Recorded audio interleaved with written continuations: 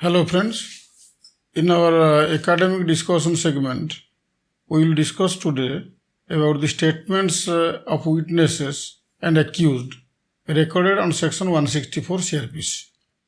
Section 164 CrPC provides a recording of statement of the accused and the witnesses before a magistrate.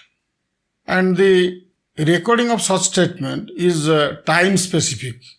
Time specific means it is to be recorded during investigation or afterwards, but before commencement of any inquiry and trial.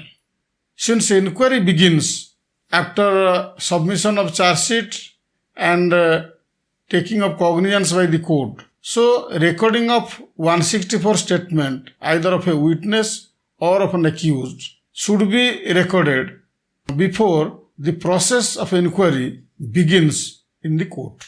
Statements on section 164 CrPC is to be recorded by a magistrate. Either the magistrate has jurisdiction or has not any jurisdiction with regard to the case. So at any place, such statement of the witnesses or accused can be recorded.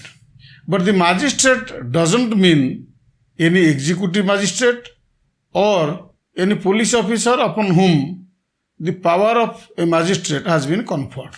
So it is now very clear that the statement on section 164 CrPC has to be recorded by a judicial magistrate.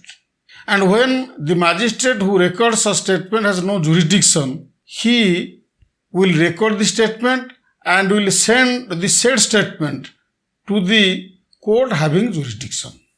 As far as the statement of an accused is concerned, which is a confession, before recording confessional statement of an accused, the magistrate will caution him that he is not bound to make such statement, and if he so makes, it may be used as evidence against him. After such caution is made, if the accused is so willing to make a confessional statement, then the magistrate will record the statement, and after recording the same, the statement will be read over and explained to the accused, and if he finds it correct, then he will put his signature.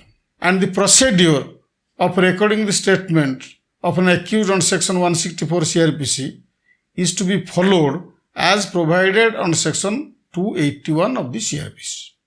Now let us discuss about the statement of a witness recorded on section 164 CrPC by a magistrate. 164 statement of a witness is recorded by a magistrate whenever a witness is so recommended by the investigating officer. The witness suo motu cannot approach the court for recording of his or her 164 statement. During investigation, statements of all witnesses are recorded by the investigating officer on section 161 CrPC. Now the question arises, why there is such a provision that even after recording statement of a witness on section 161 CrPC, his statement will be recorded by a magistrate on section 164 CrPC. And what is the reason that the police officer will send up the witness to court for recording of statement of the witness? The objective of recording of 164 statement and the circumstances under which statement of a witness will be recorded on section 164 CrPC has been very clearly discussed in two leading cases by Honorable Supreme Court of India.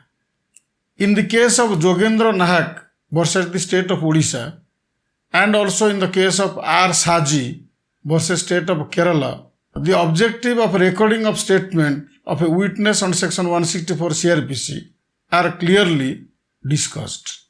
The objective is to prevent change of statement of the witness in a later stage.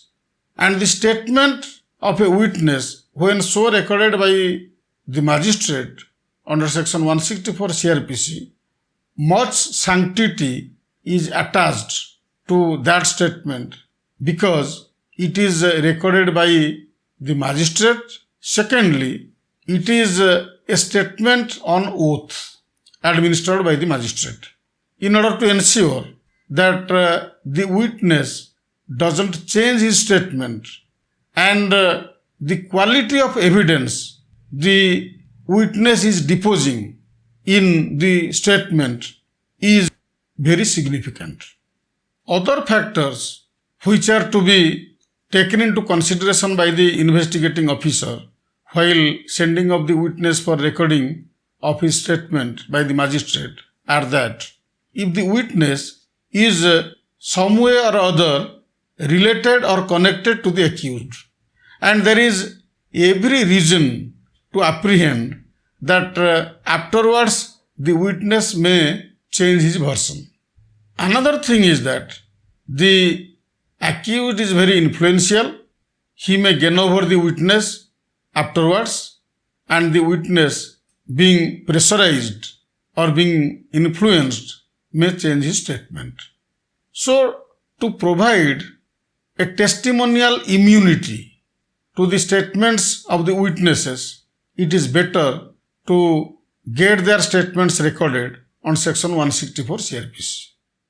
Another aspect is that it has been provided on section 154 subsection 1 clause A of the CrPC and section 164 subsection 5A of the CrPC that the statements of the victims or the statements of the persons against whom offense has been committed under section 354 and all the offenses in 354 series, 354 A, B, C and D, and the offenses on section 376 and all the series offenses mentioned in different clauses of section 376 and section 509 IPC.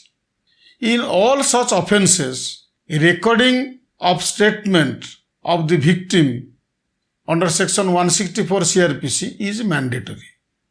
And in respect of those witnesses who are victims and are temporarily or permanently physically or mentally disabled, there shall be a video recording of the 164 statement recorded by the magistrate. In case of other victims, it is not mandatory. Audio-visual recording may be conducted while recording their statements.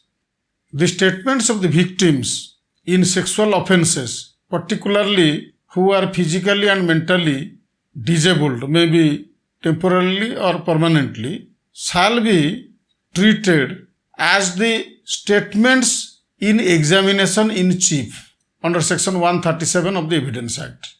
Ultimately, during trial, when those witnesses will be testified in the court, their examination in chief will not be recorded by the court.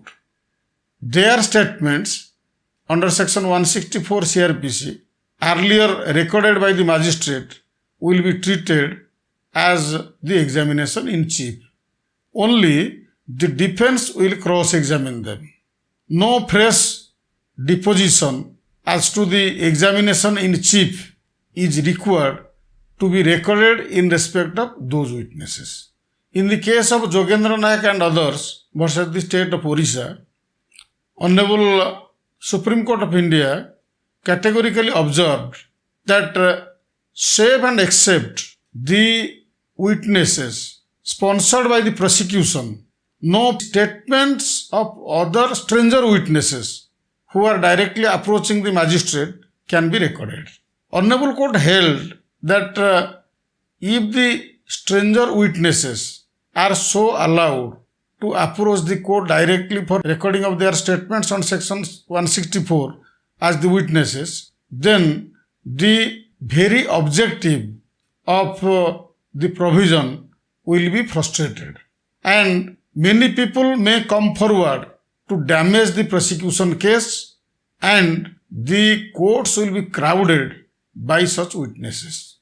So, discretion is given to the investigating officer, the police officer who is conducting investigation, to express his satisfaction as to who the witness is, whose statement should be recorded under section 164 CrPC. Of course, it is apart from the witnesses whose statement are to be mandatorily recorded under section 164 subsection 5A of the CrPC. The investigating officer has to be very reasoned and cautious that recording of statement of the witness is very essential, it is meaningful and useful for the purpose of the prosecution case, and by examination of such witness, no prejudice will be caused to the prosecution. But in the case of the victims of sexual offences provided in section 354 and 354 series, 376 and 376 series and 509 IPC, the investigating officer has no option but to produce those witnesses before the magistrate for recording of their statements on section 164 CrPC.